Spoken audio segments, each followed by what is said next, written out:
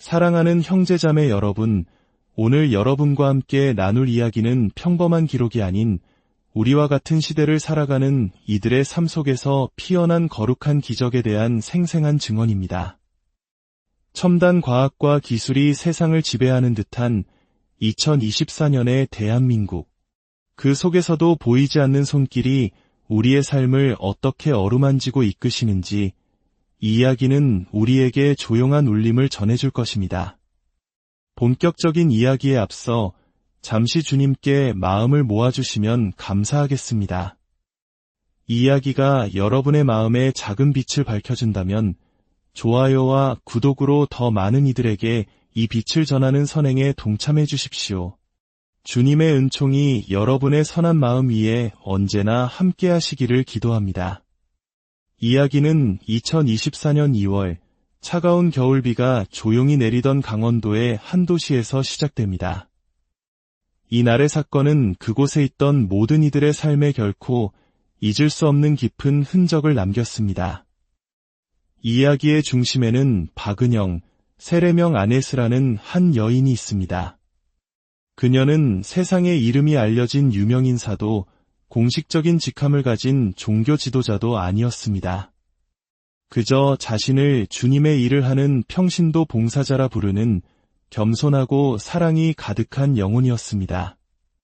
지난 10여 년간 그녀는 현대의학의 손길이 닿지 않는 깊은 고통 속에 있는 이들을 위해 간절히 기도하는 소명을 감당해왔습니다. 여기서 우리는 중요한 사실 하나를 기억해야 합니다. 가톨릭 교회의 공식적인 구마 예식은 오직 교구의 허가를 받은 사제만이 집전할 수 있습니다. 박은영 자매는 사제가 아니기에 그녀는 오직 간절한 회개의 기도와 중보 기도를 통해 아픈 이들을 도울 뿐이었습니다. 그리고 바로 그 기도의 여정을 통해 하느님의 손길은 지금 이 순간에도 수많은 영혼들에게 놀라운 도움을 베풀고 계십니다. 그날 밤 가랑비가 세상을 더욱 고요하게 만들던 시간이었습니다. 박은영 자매가 깊은 기도에 잠겨 있을 때 한 통의 전화가 그 고요를 깨웠습니다. 수화기 너머로 들려온 것은 가늘게 떨리는 한 노인의 목소리였습니다.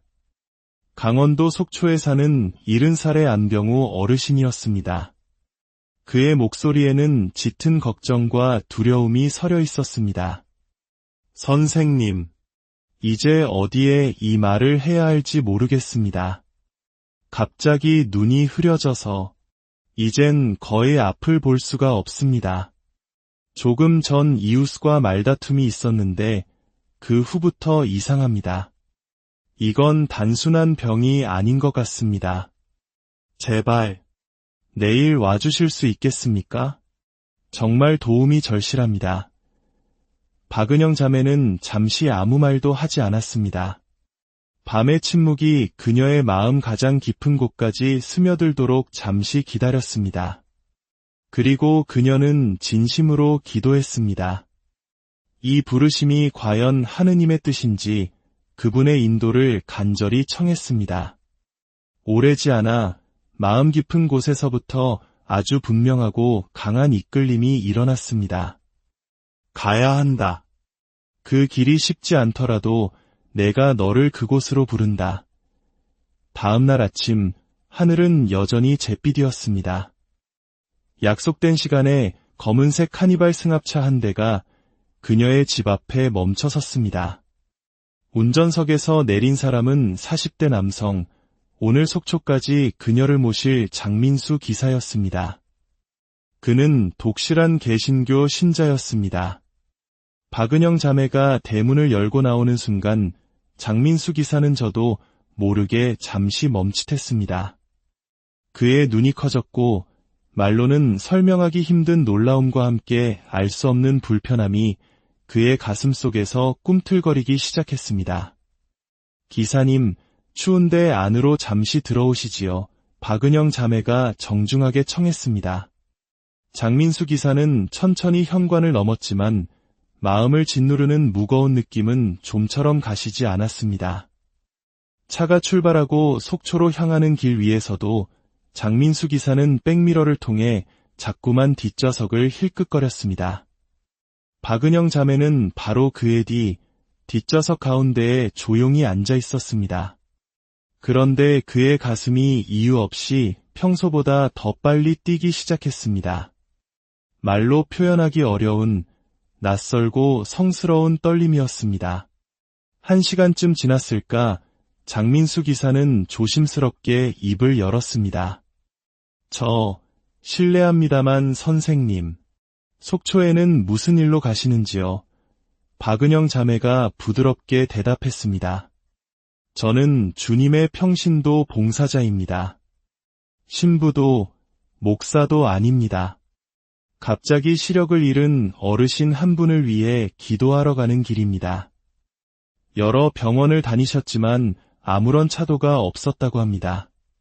하느님께서 저를 도구로 사용하시어 아픈 이들을 위해 기도하게 하십니다. 이렇게 봉사한 지 벌써 10년이 넘었습니다. 그녀의 목소리는 잔잔했지만 그 안에는 깊은 확신이 담겨 있었습니다. 장민수 기사는 고개를 끄덕였지만 마음속 불안감은 여전했습니다.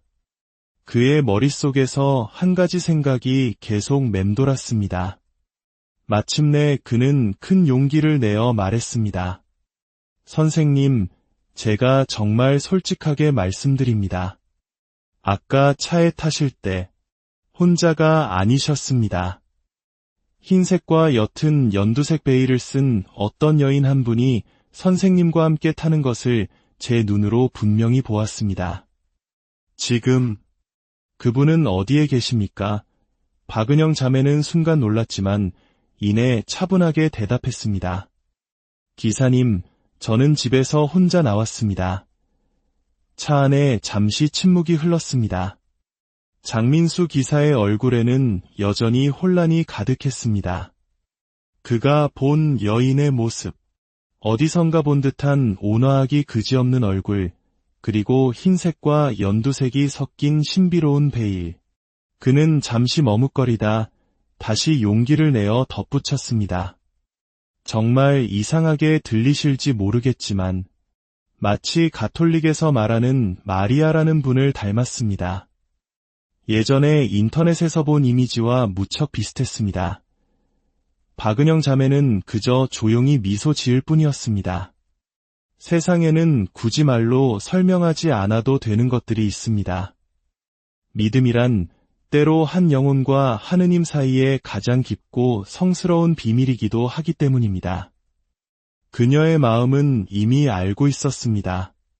장민수 기사의 영적인 눈에 비친 그 여인은 바로 하늘의 어머니, 성모 마리아셨다는 것을, 그녀가 중병에 시달리는 이들을 돕도록 부르심을 받을 때 성모님께서는 자주 그녀의 곁에서 그렇게 조용히 동행해 주셨습니다. 그러나 그 거룩한 모습을 볼 수 있는 눈은 많지 않았습니다. 하느님께서 특별히 허락하신 순수한 영혼의 눈에만 그 자취가 잠시 스쳐갈 뿐이었습니다. 그리고 이번에는 개신교 신자인 운전기사 장민수에게 그 부드러운 빛이 비친 것이었습니다. 이것은 억지로 믿게 하려는 강압적인 신호가 아니었습니다. 한 사람의 마음을 조용히 흔드는 거룩한 방문이었습니다. 그 여정 내내 박은영 자매의 마음속에는 성모님의 음성이 단 한 번 잔잔하지만 또렷하게 울렸습니다. 이 사람, 너와 함께 온 운전자도 아프다. 그의 아픔은 보통 병이 아니다. 악한 뜻을 지닌 어떤 여인이 보낸 어둠이 오래도록 그를 괴롭혀왔다. 그러나 내가 너와 함께 이 차에 오른 뒤로 그 어둠은 나를 몹시 두려워하고 있다. 나의 현존이 그 존재 자체를 위협하기 때문이다. 그래서 집을 떠난 그 순간부터 그가 이유 없이 불안하고 초조했던 것이다. 늦은 오후, 차는 마침내 속초의 한 주택가에 멈췄습니다. 안병우 어르신의 댁이었습니다. 처음 만나는 사이였지만 어르신과 그의 가족들에게 박은영 자매의 방문은 짙은 어둠 속을 밝히는 등불과도 같았습니다. 그들은 마지막 희망을 담아 그녀를 맞이했습니다. 장민수 기사는 인사를 남기고 다음날 새벽 일정을 위해 근처 친척 집으로 향했습니다. 그런데 그날 밤 장민수 기사의 몸에 이상이 생기기 시작했습니다. 미열과 함께 몸살 기운이 온몸을 감쌌습니다. 마치 몸이 강제로 쉬기를 청하는 듯한 막연하지만 깊은 불편감이었습니다. 다음 날 아침 그의 전화가 박은영 자매에게 걸려왔습니다. 그의 목소리는 심하게 떨리고 있었습니다. 선생님, 어제부터 계속 두렵고 불안합니다. 설명하기 힘든 이상한 아픔이 있습니다. 어젯밤에는 오한이 왔고 지금은 몸에서 불이 나는 것 같습니다. 죄송합니다. 제가 혹시 선생님께 무슨 큰 결례라도 저지른 걸까요? 솔직히 말씀드리면 어제부터 제 안에서 무언가 부자연스러운 일이 일어나고 있는 것 같습니다. 오늘은 그 느낌이 훨씬 더 강합니다. 박은영 자매는 부드럽게 대답했습니다. 아니요, 기사님. 잘못하신 것은 아무것도 없습니다. 하지만 아프신 것은 사실입니다. 이것은 단순히 몸의 병만이 아닙니다. 아주 오래도록 기사님의 마음을 짓누른 보이지 않는 상처가 있습니다. 그동안 여러 곳을 다니며 치유를 구하셨겠지만 완전한 해방을 얻지는 못하셨을 겁니다. 원하신다면 제가 기사님을 위해 함께 기도해 드리겠습니다. 그녀는 말을 이었습니다. 다만 기도를 시작하기 전에 먼저 꼭 하셔야 할 일이 하나 있습니다. 마음을 활짝 여시고 진심으로 하느님 앞에 회개하십시오. 과거에 잘못이 있었다면 용서를 청하십시오. 겸손한 마음으로 엎드릴 때만이 참된 도움과 온전한 치유를 받을 수 있습니다. 수화기 너머에서 장민수 기사는 더 이상 눈물을 참지 못했습니다. 그는 오랫동안 자신을 짓눌러왔던 깊은 피로와 허무, 이름 붙일 수 없었던 영적인 아픔을 모두 고백했습니다. 정말 제대로 한번 살아보고 싶습니다. 제발, 한 번만 다시 시작할 수 있게 도와주십시오. 그의 목소리에는 과거에 좋지 않았던 모든 습관에서 돌아서겠다는 굳은 결심과 날마다 주님을 기억하며 살아가겠다는 간절한 다짐이 담겨 있었습니다. 박은영 자매는 전화기 너머에서 그를 회개의 기도로 이끌었습니다. 그녀의 목소리는 잔잔했지만 그 기도에는 하느님의 무한한 자비가 강물처럼 흐르고 있었습니다. 장민수 기사님, 지금 당신의 마음을 하느님께 온전히 여십시오. 모든 두려움과 무거운 짐을 그분의 손에 맡기십시오. 이제 우리 함께 자비와 용서, 그리고 치유의 은총을 청합시다. 바로 그 순간 수화기 너머로 거친 구토 소리가 터져나왔습니다.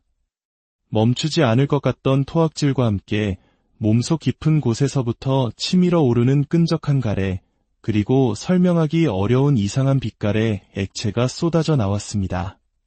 그때 장민수 기사가 홀로 있던 방 한편에 성모님께서 조용히 서 계셨습니다. 그분의 자비로운 손이 그의 머리 위에 가만히 얹혔습니다. 아주 오랫동안 그의 영혼에 자리 잡고 있던 어둠이 심하게 흔들리기 시작했습니다. 그리고 이내 검은 연기처럼 그의 몸에서 빠져나와 천천히 사라져버렸습니다. 한바탕 소란이 잦아들자 장민수 기사는 기진맥진한 목소리로 말했습니다. 선생님, 지금은 몸이 정말 깃털처럼 가볍습니다. 그런데 너무 지치고 눈이 감깁니다. 박은영 자매가 부드럽게 답했습니다. 이제 푹 쉬십시오. 치유는 이미 시작되었습니다. 그날 저녁 박은영 자매가 기도를 마칠 무렵 그녀의 마음에 다시 한번 성모님의 음성이 잔잔히 울렸습니다. 장민수가 받은 치유는 그의 영적인 생활이 성실하게 지켜질 때 계속될 것이다. 그는 기도에 부지런해야 한다. 기도는 그의 방패이며 어둠을 막는 힘이다. 만일 그가 소홀해져 예전에 좋지 않은 습관으로 되돌아간다면 어둠은 다시 틈을 찾을 것이다. 그에게 늘 회개하며 하느님 앞에서 겸손히 살라고 일러주어라. 그리고 날마다 너 자신을 보호해달라고 청하는 기도를 잊지 말라. 다음 날 아침 박은영 자매는 안병우 어르신 곁에 앉았습니다. 그의 눈을 조용히 바라본 뒤 그녀는 또렷하게 말했습니다. 어르신, 지금 겪고 계신 눈의 문제는 누군가의 저주나 주술 때문이 아닙니다. 제게 보이는 바로는 이 증상은 의학적인 문제입니다.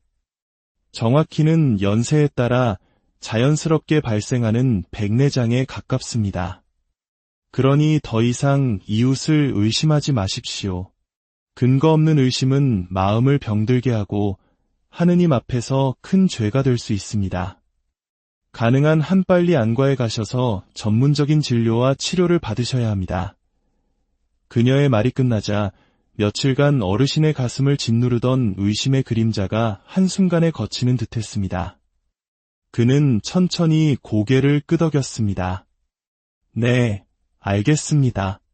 병원에 가겠습니다. 그리고 제 마음부터 고치겠습니다. 모든 소임을 마친 박은영 자매는 돌아갈 채비를 했습니다. 돌아오는 길 그녀의 곁에는 다른 운전기사 한 사람만 동행했습니다. 성모님께서는 이미 당신께서 맡으신 일을 다 마치시고 먼저 떠나셨기 때문입니다. 형제자매 여러분, 이 이야기는 우리에게 무엇을 말해주고 있습니까? 우리의 고통은 언제나 몸의 약함에서만 오지 않습니다. 때로는 오랜 상처와 두려움, 혹은 설명하기 어려운 영적인 어둠에서 비롯되기도 합니다. 춘천에서 속초까지의 여정은 단순한 이동이 아니었습니다. 그것은 한 사람의 마음속 어둠을 헤집고 들어온 작은 빛의 여정이었고, 꺼져가던 희망을 다시 살려낸 믿음의 순례였습니다. 하느님께서는 완벽하거나 유명한 사람을 찾지 않으십니다. 그분은 그저 겸손하게 자신을 비워 사랑의 그릇이 되려는 마음을 귀하게 쓰십니다. 안병우 어르신의 이야기는 우리에게 분별의 지혜를 가르쳐줍니다. 고통 속에서 우리는 남을 쉽게 의심하지만 성급한 판단은 더 큰 어둠을 부릅니다. 때로는 전문적인 의학적 치료가 바로 하느님께서 우리에게 주시는 응답일 수 있습니다. 반면 장민수 기사의 이야기는 영적 치유의 본질을 보여줍니다. 그의 안에 있던 어둠은 인간의 힘이나 복잡한 의식 앞에서 물러난 것이 아니었습니다. 그것은 성모님의 거룩한 현존, 즉 빛 앞에서, 그리고 그 자신의 진심 어린 회개 앞에서 힘없이 사라졌습니다. 영적 치유는 겸손과 회개 없이는 결코 이루어지지 않습니다. 가장 중요한 것은 한 번의 해방으로 모든 것이 끝나지 않는다는 사실입니다. 성모님의 당부처럼 기도는 우리의 방패이고 성실함은 빛을 지키는 문입니다.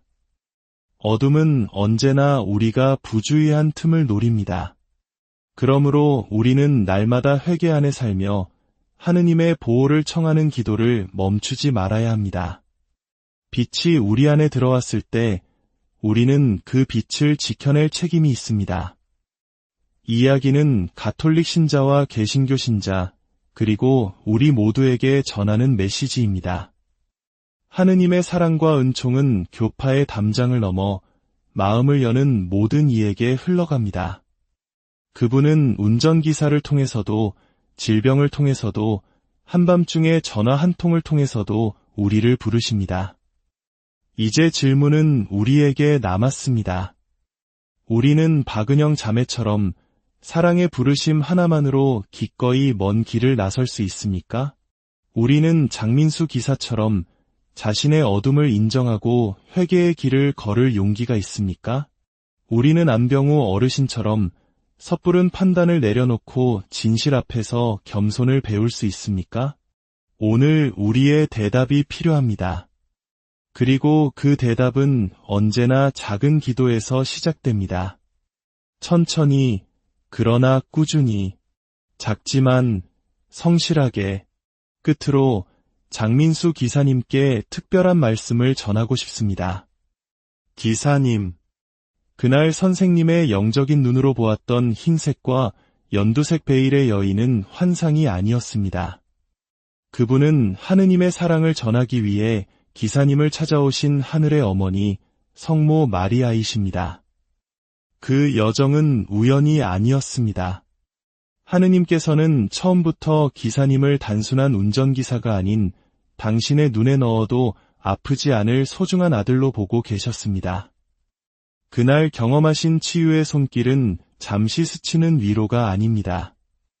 그것은 기사님을 더 깨끗하고 평화로운 새로운 삶으로 부르시는 하느님의 초대장입니다. 부디 계속해서 회개의 길을 걸으십시오. 하루의 시작과 끝에 드리는 짧은 기도를 놓치지 마십시오. 주님, 오늘 제 마음을 지켜주십시오. 주님, 저를 보호해 주십시오. 이 짧은 속삭임이 빛의 문을 여는 열쇠가 될 것입니다. 만약 마음이 다시 무거워질 때가 온다면 그날 어둠이 검은 연기처럼 빠져나가던 순간을 기억하십시오. 그 기억은 하느님께서 이미 당신의 삶에 일하셨다는 거룩한 증표입니다. 기사님은 결코 혼자가 아닙니다. 부디 비단에서 걸으십시오. 넘어져도 괜찮습니다. 다시 일어서는 모든 발걸음을 주님께서는 기쁘게 받으십니다. 기사님과 기사님의 가정 위에 하느님의 평화와 축복이 그리고 성모 마리아의 따뜻한 전구가 매일 함께 하시기를.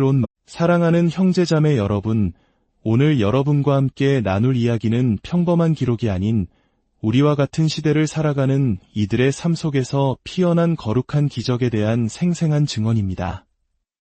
첨단 과학과 기술이 세상을 지배하는 듯한 2024년의 대한민국. 그 속에서도 보이지 않는 손길이 우리의 삶을 어떻게 어루만지고 이끄시는지 이 이야기는 우리에게 조용한 울림을 전해줄 것입니다. 본격적인 이야기에 앞서 잠시 주님께 마음을 모아주시면 감사하겠습니다. 이 이야기가 여러분의 마음에 작은 빛을 밝혀준다면 좋아요와 구독으로 더 많은 이들에게 이 빛을 전하는 선행에 동참해 주십시오. 주님의 은총이 여러분의 선한 마음 위에 언제나 함께 하시기를 기도합니다. 이야기는 2024년 2월 차가운 겨울비가 조용히 내리던 강원도의 한 도시에서 시작됩니다. 이날의 사건은 그곳에 있던 모든 이들의 삶에 결코 잊을 수 없는 깊은 흔적을 남겼습니다. 이 이야기의 중심에는 박은영, 세례명 아네스라는 한 여인이 있습니다. 그녀는 세상에 이름이 알려진 유명인사도 공식적인 직함을 가진 종교 지도자도 아니었습니다. 그저 자신을 주님의 일을 하는 평신도 봉사자라 부르는 겸손하고 사랑이 가득한 영혼이었습니다. 지난 10여 년간 그녀는 현대의학의 손길이 닿지 않는 깊은 고통 속에 있는 이들을 위해 간절히 기도하는 소명을 감당해왔습니다. 여기서 우리는 중요한 사실 하나를 기억해야 합니다. 가톨릭 교회의 공식적인 구마 예식은 오직 교구의 허가를 받은 사제만이 집전할 수 있습니다. 박은영 자매는 사제가 아니기에 그녀는 오직 간절한 회개의 기도와 중보 기도를 통해 아픈 이들을 도울 뿐이었습니다. 그리고 바로 그 기도의 여정을 통해 하느님의 손길은 지금 이 순간에도 수많은 영혼들에게 놀라운 도움을 베풀고 계십니다. 그날 밤 가랑비가 세상을 더욱 고요하게 만들던 시간이었습니다. 박은영 자매가 깊은 기도에 잠겨 있을 때 한 통의 전화가 그 고요를 깨웠습니다. 수화기 너머로 들려온 것은 가늘게 떨리는 한 노인의 목소리였습니다. 강원도 속초에 사는 70살의 안병우 어르신이었습니다.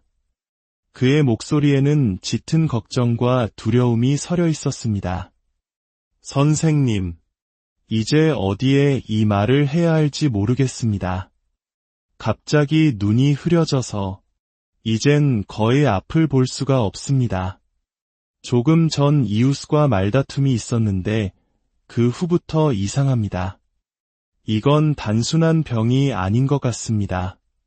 제발, 내일 와주실 수 있겠습니까? 정말 도움이 절실합니다. 박은영 자매는 잠시 아무 말도 하지 않았습니다. 밤의 침묵이 그녀의 마음 가장 깊은 곳까지 스며들도록 잠시 기다렸습니다. 그리고 그녀는 진심으로 기도했습니다. 이 부르심이 과연 하느님의 뜻인지 그분의 인도를 간절히 청했습니다. 오래지 않아 마음 깊은 곳에서부터 아주 분명하고 강한 이끌림이 일어났습니다. 가야 한다. 그 길이 쉽지 않더라도 내가 너를 그곳으로 부른다. 다음 날 아침 하늘은 여전히 잿빛이었습니다. 약속된 시간에 검은색 카니발 승합차 한 대가 그녀의 집 앞에 멈춰 섰습니다. 운전석에서 내린 사람은 40대 남성, 오늘 속초까지 그녀를 모실 장민수 기사였습니다.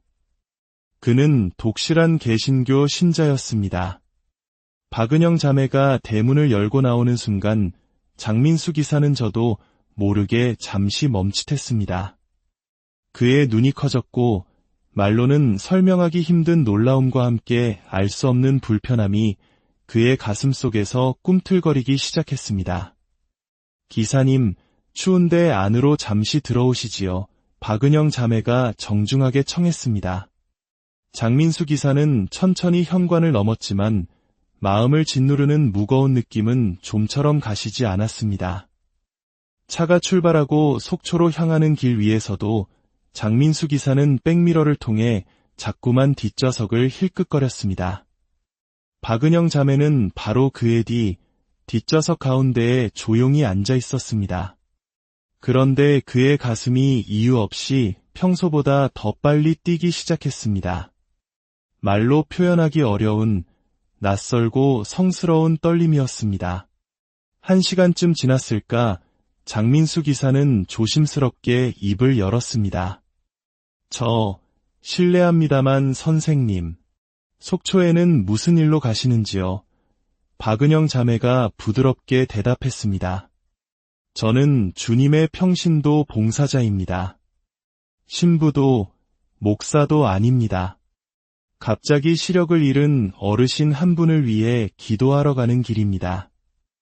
여러 병원을 다니셨지만 아무런 차도가 없었다고 합니다. 하느님께서 저를 도구로 사용하시어 아픈 이들을 위해 기도하게 하십니다. 이렇게 봉사한 지 벌써 10년이 넘었습니다. 그녀의 목소리는 잔잔했지만 그 안에는 깊은 확신이 담겨 있었습니다. 장민수 기사는 고개를 끄덕였지만 마음속 불안감은 여전했습니다. 그의 머릿속에서 한 가지 생각이 계속 맴돌았습니다. 마침내 그는 큰 용기를 내어 말했습니다. 선생님, 제가 정말 솔직하게 말씀드립니다. 아까 차에 타실 때 혼자가 아니셨습니다. 흰색과 옅은 연두색 베일을 쓴 어떤 여인 한 분이 선생님과 함께 타는 것을 제 눈으로 분명히 보았습니다. 지금 그분은 어디에 계십니까? 박은영 자매는 순간 놀랐지만 이내 차분하게 대답했습니다. 기사님, 저는 집에서 혼자 나왔습니다. 차 안에 잠시 침묵이 흘렀습니다. 장민수 기사의 얼굴에는 여전히 혼란이 가득했습니다. 그가 본 여인의 모습, 어디선가 본 듯한 온화하기 그지없는 얼굴, 그리고 흰색과 연두색이 섞인 신비로운 베일. 그는 잠시 머뭇거리다 다시 용기를 내어 덧붙였습니다.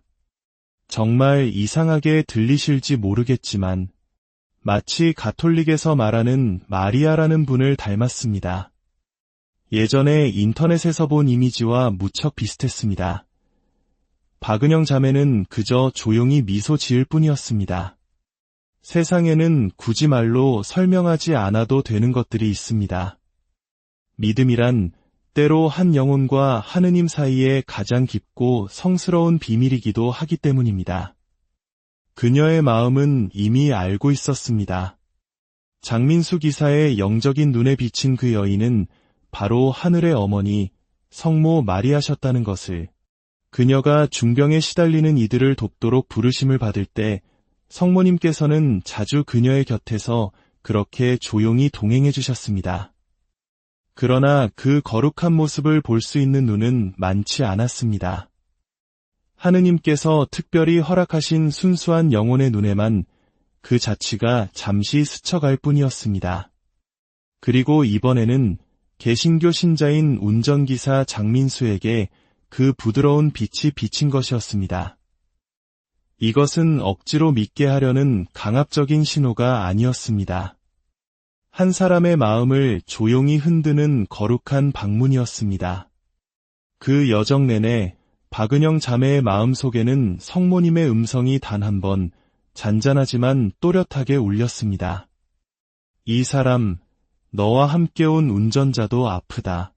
그의 아픔은 보통 병이 아니다. 악한 뜻을 지닌 어떤 여인이 보낸 어둠이 오래도록 그를 괴롭혀왔다. 그러나 내가 너와 함께 이 차에 오른 뒤로 그 어둠은 나를 몹시 두려워하고 있다. 나의 현존이 그 존재 자체를 위협하기 때문이다. 그래서 집을 떠난 그 순간부터 그가 이유 없이 불안하고 초조했던 것이다. 늦은 오후, 차는 마침내 속초의 한 주택가에 멈췄습니다. 안병우 어르신의 댁이었습니다. 처음 만나는 사이였지만 어르신과 그의 가족들에게 박은영 자매의 방문은 짙은 어둠 속을 밝히는 등불과도 같았습니다. 그들은 마지막 희망을 담아 그녀를 맞이했습니다. 장민수 기사는 인사를 남기고 다음날 새벽 일정을 위해 근처 친척 집으로 향했습니다. 그런데 그날 밤 장민수 기사의 몸에 이상이 생기기 시작했습니다. 미열과 함께 몸살 기운이 온몸을 감쌌습니다.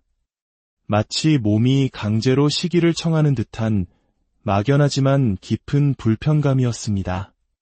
다음날 아침 그의 전화가 박은영 자매에게 걸려왔습니다.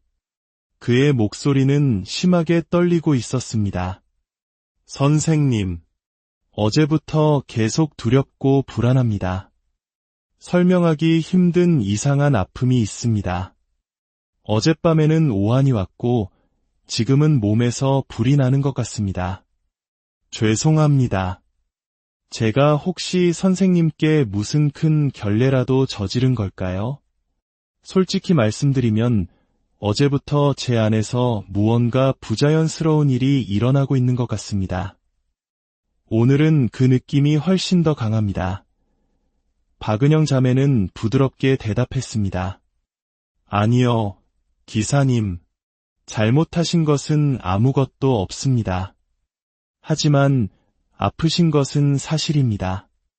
이것은 단순히 몸의 병만이 아닙니다. 아주 오래도록 기사님의 마음을 짓누른 보이지 않는 상처가 있습니다. 그동안 여러 곳을 다니며 치유를 구하셨겠지만 완전한 해방을 얻지는 못하셨을 겁니다. 원하신다면 제가 기사님을 위해 함께 기도해 드리겠습니다. 그녀는 말을 이었습니다. 다만 기도를 시작하기 전에 먼저 꼭 하셔야 할 일이 하나 있습니다. 마음을 활짝 여시고 진심으로 하느님 앞에 회개하십시오. 과거에 잘못이 있었다면 용서를 청하십시오. 겸손한 마음으로 엎드릴 때만이 참된 도움과 온전한 치유를 받을 수 있습니다. 수화기 너머에서 장민수 기사는 더 이상 눈물을 참지 못했습니다. 그는 오랫동안 자신을 짓눌러왔던 깊은 피로와 허무, 이름 붙일 수 없었던 영적인 아픔을 모두 고백했습니다. 정말 제대로 한번 살아보고 싶습니다. 제발, 한 번만 다시 시작할 수 있게 도와주십시오. 그의 목소리에는 과거에 좋지 않았던 모든 습관에서 돌아서겠다는 굳은 결심과 날마다 주님을 기억하며 살아가겠다는 간절한 다짐이 담겨 있었습니다. 박은영 자매는 전화기 너머에서 그를 회개의 기도로 이끌었습니다. 그녀의 목소리는 잔잔했지만 그 기도에는 하느님의 무한한 자비가 강물처럼 흐르고 있었습니다. 장민수 기사님, 지금 당신의 마음을 하느님께 온전히 여십시오. 모든 두려움과 무거운 짐을 그분의 손에 맡기십시오. 이제 우리 함께 자비와 용서, 그리고 치유의 은총을 청합시다. 바로 그 순간 수화기 너머로 거친 구토 소리가 터져나왔습니다. 멈추지 않을 것 같던 토악질과 함께 몸속 깊은 곳에서부터 치밀어 오르는 끈적한 가래, 그리고 설명하기 어려운 이상한 빛깔의 액체가 쏟아져 나왔습니다. 그때 장민수 기사가 홀로 있던 방 한편에 성모님께서 조용히 서 계셨습니다. 그분의 자비로운 손이 그의 머리 위에 가만히 얹혔습니다. 아주 오랫동안 그의 영혼에 자리 잡고 있던 어둠이 심하게 흔들리기 시작했습니다. 그리고 이내 검은 연기처럼 그의 몸에서 빠져나와 천천히 사라져버렸습니다. 한바탕 소란이 잦아들자 장민수 기사는 기진맥진한 목소리로 말했습니다. 선생님, 지금은 몸이 정말 깃털처럼 가볍습니다. 그런데 너무 지치고 눈이 감깁니다. 박은영 자매가 부드럽게 답했습니다. 이제 푹 쉬십시오. 치유는 이미 시작되었습니다. 그날 저녁 박은영 자매가 기도를 마칠 무렵 그녀의 마음에 다시 한번 성모님의 음성이 잔잔히 울렸습니다. 장민수가 받은 치유는 그의 영적인 생활이 성실하게 지켜질 때 계속될 것이다. 그는 기도에 부지런해야 한다. 기도는 그의 방패이며 어둠을 막는 힘이다. 만일 그가 소홀해져 예전에 좋지 않은 습관으로 되돌아간다면 어둠은 다시 틈을 찾을 것이다. 그에게 늘 회개하며 하느님 앞에서 겸손히 살라고 일러주어라. 그리고 날마다 너 자신을 보호해달라고 청하는 기도를 잊지 말라. 다음 날 아침 박은영 자매는 안병우 어르신 곁에 앉았습니다. 그의 눈을 조용히 바라본 뒤 그녀는 또렷하게 말했습니다. 어르신, 지금 겪고 계신 눈의 문제는 누군가의 저주나 주술 때문이 아닙니다. 제게 보이는 바로는 이 증상은 의학적인 문제입니다. 정확히는 연세에 따라 자연스럽게 발생하는 백내장에 가깝습니다. 그러니 더 이상 이웃을 의심하지 마십시오. 근거 없는 의심은 마음을 병들게 하고 하느님 앞에서 큰 죄가 될 수 있습니다. 가능한 한 빨리 안과에 가셔서 전문적인 진료와 치료를 받으셔야 합니다. 그녀의 말이 끝나자 며칠간 어르신의 가슴을 짓누르던 의심의 그림자가 한순간에 거치는 듯했습니다. 그는 천천히 고개를 끄덕였습니다. 네, 알겠습니다. 병원에 가겠습니다. 그리고 제 마음부터 고치겠습니다. 모든 소임을 마친 박은영 자매는 돌아갈 채비를 했습니다. 돌아오는 길 그녀의 곁에는 다른 운전기사 한 사람만 동행했습니다. 성모님께서는 이미 당신께서 맡으신 일을 다 마치시고 먼저 떠나셨기 때문입니다. 형제자매 여러분, 이 이야기는 우리에게 무엇을 말해주고 있습니까? 우리의 고통은 언제나 몸의 약함에서만 오지 않습니다. 때로는 오랜 상처와 두려움, 혹은 설명하기 어려운 영적인 어둠에서 비롯되기도 합니다. 춘천에서 속초까지의 여정은 단순한 이동이 아니었습니다. 그것은 한 사람의 마음속 어둠을 헤집고 들어온 작은 빛의 여정이었고, 꺼져가던 희망을 다시 살려낸 믿음의 순례였습니다. 하느님께서는 완벽하거나 유명한 사람을 찾지 않으십니다. 그분은 그저 겸손하게 자신을 비워 사랑의 그릇이 되려는 마음을 귀하게 쓰십니다. 안병우 어르신의 이야기는 우리에게 분별의 지혜를 가르쳐줍니다. 고통 속에서 우리는 남을 쉽게 의심하지만 성급한 판단은 더 큰 어둠을 부릅니다. 때로는 전문적인 의학적 치료가 바로 하느님께서 우리에게 주시는 응답일 수 있습니다. 반면 장민수 기사의 이야기는 영적 치유의 본질을 보여줍니다. 그의 안에 있던 어둠은 인간의 힘이나 복잡한 의식 앞에서 물러난 것이 아니었습니다. 그것은 성모님의 거룩한 현존, 즉 빛 앞에서, 그리고 그 자신의 진심 어린 회개 앞에서 힘없이 사라졌습니다. 영적 치유는 겸손과 회개 없이는 결코 이루어지지 않습니다. 가장 중요한 것은 한 번의 해방으로 모든 것이 끝나지 않는다는 사실입니다. 성모님의 당부처럼 기도는 우리의 방패이고 성실함은 빛을 지키는 문입니다. 어둠은 언제나 우리가 부주의한 틈을 노립니다. 그러므로 우리는 날마다 회개 안에 살며 하느님의 보호를 청하는 기도를 멈추지 말아야 합니다. 빛이 우리 안에 들어왔을 때 우리는 그 빛을 지켜낼 책임이 있습니다. 이 이야기는 가톨릭 신자와 개신교 신자, 그리고 우리 모두에게 전하는 메시지입니다. 하느님의 사랑과 은총은 교파의 담장을 넘어 마음을 여는 모든 이에게 흘러갑니다.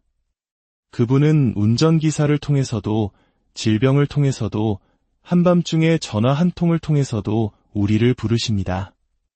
이제 질문은 우리에게 남았습니다.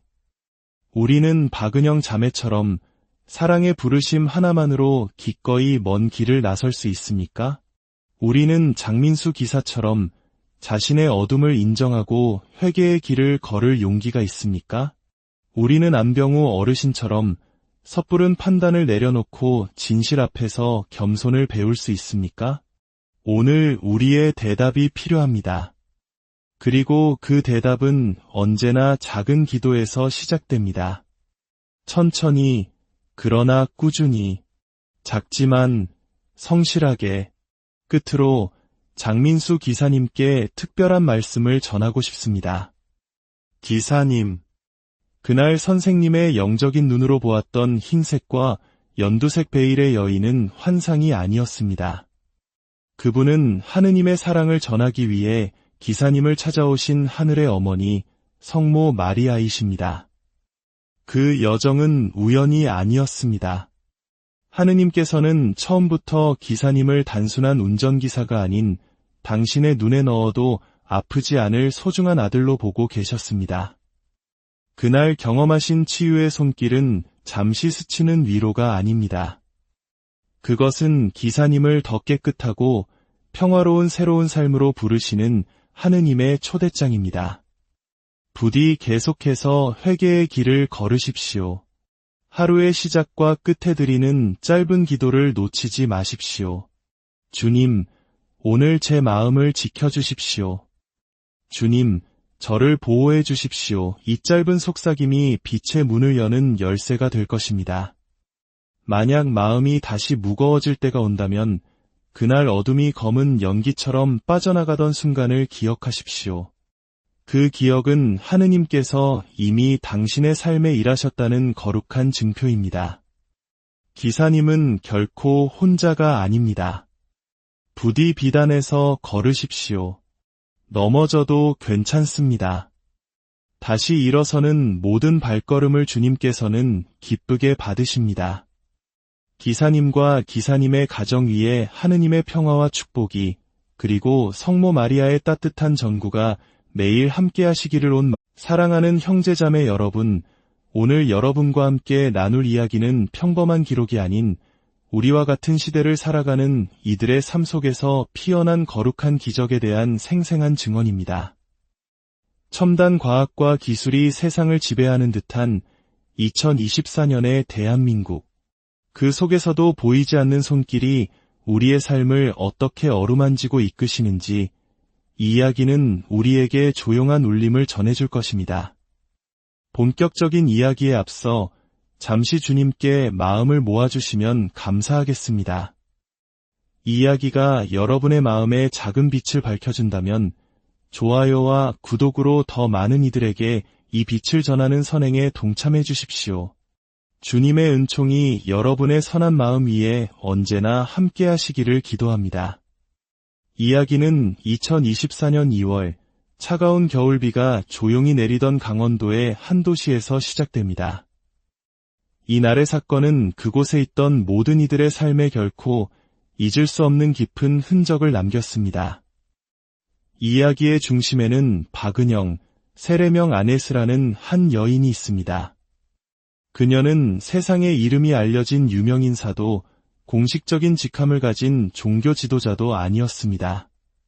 그저 자신을 주님의 일을 하는 평신도 봉사자라 부르는 겸손하고 사랑이 가득한 영혼이었습니다. 지난 10여 년간 그녀는 현대의학의 손길이 닿지 않는 깊은 고통 속에 있는 이들을 위해 간절히 기도하는 소명을 감당해왔습니다. 여기서 우리는 중요한 사실 하나를 기억해야 합니다. 가톨릭 교회의 공식적인 구마 예식은 오직 교구의 허가를 받은 사제만이 집전할 수 있습니다. 박은영 자매는 사제가 아니기에 그녀는 오직 간절한 회개의 기도와 중보 기도를 통해 아픈 이들을 도울 뿐이었습니다. 그리고 바로 그 기도의 여정을 통해 하느님의 손길은 지금 이 순간에도 수많은 영혼들에게 놀라운 도움을 베풀고 계십니다. 그날 밤 가랑비가 세상을 더욱 고요하게 만들던 시간이었습니다. 박은영 자매가 깊은 기도에 잠겨 있을 때 한 통의 전화가 그 고요를 깨웠습니다. 수화기 너머로 들려온 것은 가늘게 떨리는 한 노인의 목소리였습니다. 강원도 속초에 사는 70살의 안병우 어르신이었습니다. 그의 목소리에는 짙은 걱정과 두려움이 서려 있었습니다. 선생님, 이제 어디에 이 말을 해야 할지 모르겠습니다. 갑자기 눈이 흐려져서 이젠 거의 앞을 볼 수가 없습니다. 조금 전 이웃과 말다툼이 있었는데 그 후부터 이상합니다. 이건 단순한 병이 아닌 것 같습니다. 제발 내일 와주실 수 있겠습니까? 정말 도움이 절실합니다. 박은영 자매는 잠시 아무 말도 하지 않았습니다. 밤의 침묵이 그녀의 마음 가장 깊은 곳까지 스며들도록 잠시 기다렸습니다. 그리고 그녀는 진심으로 기도했습니다. 이 부르심이 과연 하느님의 뜻인지 그분의 인도를 간절히 청했습니다. 오래지 않아 마음 깊은 곳에서부터 아주 분명하고 강한 이끌림이 일어났습니다. 가야 한다. 그 길이 쉽지 않더라도 내가 너를 그곳으로 부른다. 다음 날 아침 하늘은 여전히 잿빛이었습니다. 약속된 시간에 검은색 카니발 승합차 한 대가 그녀의 집 앞에 멈춰 섰습니다. 운전석에서 내린 사람은 40대 남성, 오늘 속초까지 그녀를 모실 장민수 기사였습니다. 그는 독실한 개신교 신자였습니다. 박은영 자매가 대문을 열고 나오는 순간 장민수 기사는 저도 모르게 잠시 멈칫했습니다. 그의 눈이 커졌고 말로는 설명하기 힘든 놀라움과 함께 알 수 없는 불편함이 그의 가슴 속에서 꿈틀거리기 시작했습니다. 기사님, 추운데 안으로 잠시 들어오시지요. 박은영 자매가 정중하게 청했습니다. 장민수 기사는 천천히 현관을 넘었지만 마음을 짓누르는 무거운 느낌은 좀처럼 가시지 않았습니다. 차가 출발하고 속초로 향하는 길 위에서도 장민수 기사는 백미러를 통해 자꾸만 뒷좌석을 힐끗거렸습니다. 박은영 자매는 바로 그의 뒤 뒷좌석 가운데에 조용히 앉아 있었습니다. 그런데 그의 가슴이 이유 없이 평소보다 더 빨리 뛰기 시작했습니다. 말로 표현하기 어려운 낯설고 성스러운 떨림이었습니다. 1시간쯤 지났을까 장민수 기사는 조심스럽게 입을 열었습니다. 실례합니다만 선생님, 속초에는 무슨 일로 가시는지요? 박은영 자매가 부드럽게 대답했습니다. 저는 주님의 평신도 봉사자입니다. 신부도 목사도 아닙니다. 갑자기 시력을 잃은 어르신 한 분을 위해 기도하러 가는 길입니다. 여러 병원을 다니셨지만 아무런 차도가 없었다고 합니다. 하느님께서 저를 도구로 사용하시어 아픈 이들을 위해 기도하게 하십니다. 이렇게 봉사한 지 벌써 10년이 넘었습니다. 그녀의 목소리는 잔잔했지만 그 안에는 깊은 확신이 담겨 있었습니다. 장민수 기사는 고개를 끄덕였지만 마음속 불안감은 여전했습니다. 그의 머릿속에서 한 가지 생각이 계속 맴돌았습니다. 마침내 그는 큰 용기를 내어 말했습니다. 선생님, 제가 정말 솔직하게 말씀드립니다. 아까 차에 타실 때 혼자가 아니셨습니다.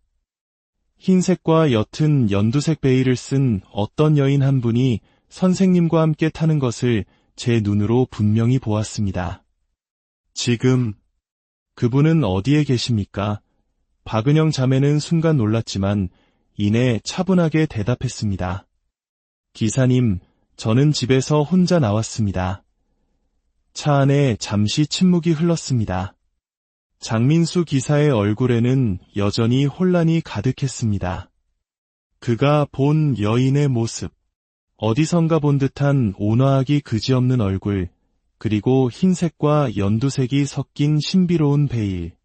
그는 잠시 머뭇거리다 다시 용기를 내어 덧붙였습니다. 정말 이상하게 들리실지 모르겠지만 마치 가톨릭에서 말하는 마리아라는 분을 닮았습니다. 예전에 인터넷에서 본 이미지와 무척 비슷했습니다. 박은영 자매는 그저 조용히 미소 지을 뿐이었습니다. 세상에는 굳이 말로 설명하지 않아도 되는 것들이 있습니다. 믿음이란 때로 한 영혼과 하느님 사이에 가장 깊고 성스러운 비밀이기도 하기 때문입니다. 그녀의 마음은 이미 알고 있었습니다. 장민수 기사의 영적인 눈에 비친 그 여인은 바로 하늘의 어머니, 성모 마리아셨다는 것을, 그녀가 중병에 시달리는 이들을 돕도록 부르심을 받을 때 성모님께서는 자주 그녀의 곁에서 그렇게 조용히 동행해 주셨습니다. 그러나 그 거룩한 모습을 볼 수 있는 눈은 많지 않았습니다. 하느님께서 특별히 허락하신 순수한 영혼의 눈에만 그 자취가 잠시 스쳐갈 뿐이었습니다. 그리고 이번에는 개신교 신자인 운전기사 장민수에게 그 부드러운 빛이 비친 것이었습니다. 이것은 억지로 믿게 하려는 강압적인 신호가 아니었습니다. 한 사람의 마음을 조용히 흔드는 거룩한 방문이었습니다. 그 여정 내내 박은영 자매의 마음속에는 성모님의 음성이 단 한 번 잔잔하지만 또렷하게 울렸습니다. 이 사람, 너와 함께 온 운전자도 아프다. 그의 아픔은 보통 병이 아니다. 악한 뜻을 지닌 어떤 여인이 보낸 어둠이 오래도록 그를 괴롭혀왔다. 그러나 내가 너와 함께 이 차에 오른 뒤로 그 어둠은 나를 몹시 두려워하고 있다. 나의 현존이 그 존재 자체를 위협하기 때문이다. 그래서 집을 떠난 그 순간부터 그가 이유 없이 불안하고 초조했던 것이다. 늦은 오후, 차는 마침내 속초의 한 주택가에 멈췄습니다. 안병우 어르신의 댁이었습니다. 처음 만나는 사이였지만 어르신과 그의 가족들에게 박은영 자매의 방문은 짙은 어둠 속을 밝히는 등불과도 같았습니다. 그들은 마지막 희망을 담아 그녀를 맞이했습니다. 장민수 기사는 인사를 남기고 다음날 새벽 일정을 위해 근처 친척 집으로 향했습니다. 그런데 그날 밤 장민수 기사의 몸에 이상이 생기기 시작했습니다. 미열과 함께 몸살 기운이 온몸을 감쌌습니다. 마치 몸이 강제로 쉬기를 청하는 듯한 막연하지만 깊은 불편감이었습니다. 다음 날 아침 그의 전화가 박은영 자매에게 걸려왔습니다. 그의 목소리는 심하게 떨리고 있었습니다. 선생님, 어제부터 계속 두렵고 불안합니다. 설명하기 힘든 이상한 아픔이 있습니다. 어젯밤에는 오한이 왔고 지금은 몸에서 불이 나는 것 같습니다. 죄송합니다. 제가 혹시 선생님께 무슨 큰 결례라도 저지른 걸까요? 솔직히 말씀드리면 어제부터 제 안에서 무언가 부자연스러운 일이 일어나고 있는 것 같습니다. 오늘은 그 느낌이 훨씬 더 강합니다. 박은영 자매는 부드럽게 대답했습니다. 아니요, 기사님. 잘못하신 것은 아무것도 없습니다. 하지만 아프신 것은 사실입니다. 이것은 단순히 몸의 병만이 아닙니다. 아주 오래도록 기사님의 마음을 짓누른 보이지 않는 상처가 있습니다. 그동안 여러 곳을 다니며 치유를 구하셨겠지만 완전한 해방을 얻지는 못하셨을 겁니다. 원하신다면 제가 기사님을 위해 함께 기도해 드리겠습니다. 그녀는 말을 이었습니다. 다만 기도를 시작하기 전에 먼저 꼭 하셔야 할 일이 하나 있습니다. 마음을 활짝 여시고 진심으로 하느님 앞에 회개하십시오. 과거에 잘못이 있었다면 용서를 청하십시오. 겸손한 마음으로 엎드릴 때만이 참된 도움과 온전한 치유를 받을 수 있습니다. 수화기 너머에서 장민수 기사는 더 이상 눈물을 참지 못했습니다. 그는 오랫동안 자신을 짓눌러왔던 깊은 피로와 허무, 이름 붙일 수 없었던 영적인 아픔을 모두 고백했습니다. 정말 제대로 한번 살아보고 싶습니다. 제발, 한 번만 다시 시작할 수 있게 도와주십시오. 그의 목소리에는 과거에 좋지 않았던 모든 습관에서 돌아서겠다는 굳은 결심과 날마다 주님을 기억하며 살아가겠다는 간절한 다짐이 담겨 있었습니다. 박은영 자매는 전화기 너머에서 그를 회개의 기도로 이끌었습니다. 그녀의 목소리는 잔잔했지만 그 기도에는 하느님의 무한한 자비가 강물처럼 흐르고 있었습니다. 장민수 기사님, 지금 당신의 마음을 하느님께 온전히 여십시오. 모든 두려움과 무거운 짐을 그분의 손에 맡기십시오. 이제 우리 함께 자비와 용서, 그리고 치유의 은총을 청합시다. 바로 그 순간 수화기 너머로 거친 구토 소리가 터져나왔습니다. 멈추지 않을 것 같던 토악질과 함께 몸속 깊은 곳에서부터 치밀어 오르는 끈적한 가래, 그리고 설명하기 어려운 이상한 빛깔의 액체가 쏟아져 나왔습니다. 그때 장민수 기사가 홀로 있던 방 한편에 성모님께서 조용히 서 계셨습니다. 그분의 자비로운 손이 그의 머리 위에 가만히 얹혔습니다.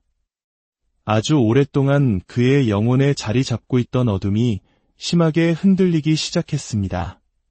그리고 이내 검은 연기처럼 그의 몸에서 빠져나와 천천히 사라져버렸습니다.